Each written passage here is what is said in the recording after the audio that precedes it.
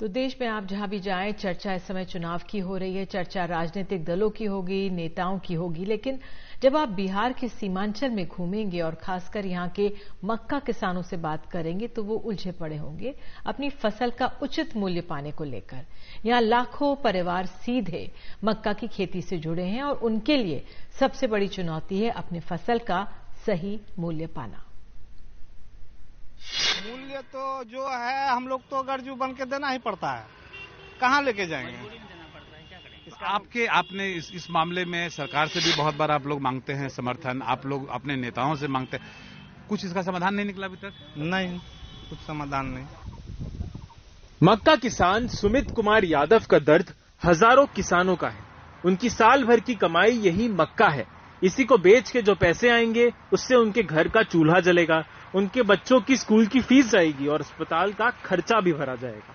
लेकिन इस उम्मीद और इंतजार पर दिल्ली, कोलकाता और महाराष्ट्र में बैठे बड़े कारोबारी चोट करते हैं। वे मक्के के दाम गिरा देते हैं, सस्ते में लेते हैं और बाद में महंगा बेचते हैं। मारे जाते हैं गरीब किसान, क्योंकि उनके पास फसल को रोके रखने का विकल्प नहीं होता। हम लोग तो किसान हैं, छोटे मोटे किसान हैं। हम लोग को तो फसल बेचना है, हम लोग स्टॉक नहीं कर सकते हैं।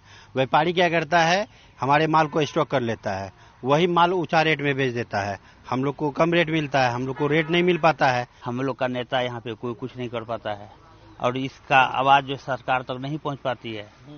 और जब हम लोग को बेचने का बारी आता है तो उसमें भी है ना, हम लोग को सबसे नीचा रेट मिलता है।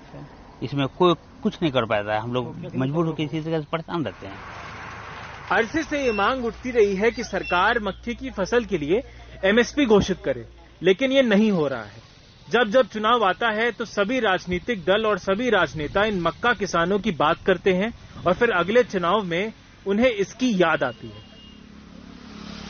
सरकार से इस मुद्दे पे कभी कोई मांग की या अपने जो आपके जनप्रतिनिधि होते हैं, चाहे एमएलए हो, एमपी हो, उनसे मांग की? क्योंकि ये तो पूरे क्षेत्र की समस्या है। इसके लिए जो है ना, और बड़े बड़े नेता जो बड़े बड़े का बात सुनते हैं, छोटे किसान का नहीं सुनते, या किसान का बात नहीं। जो बड़ा बड़ा आदमी है वो अपना स्टॉक कर लेते हैं। हम लोग पूंजीपति वाला आदमी नहीं है तो हम लोग को रखना ही पसंद नहीं है, तो देना ही पड़ेगा ना।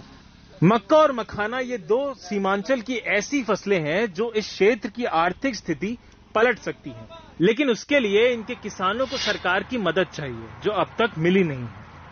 पूरे कोसी और सीमांचल क्षेत्र के हर खेत में मक्का किसानों के त्रासदी की गाथा बिखरी पड़ी है और मक्का के फसल का सही मूल्य न मिल पाना यहाँ का सबसे बड़ा चुनावी मुद्दा है।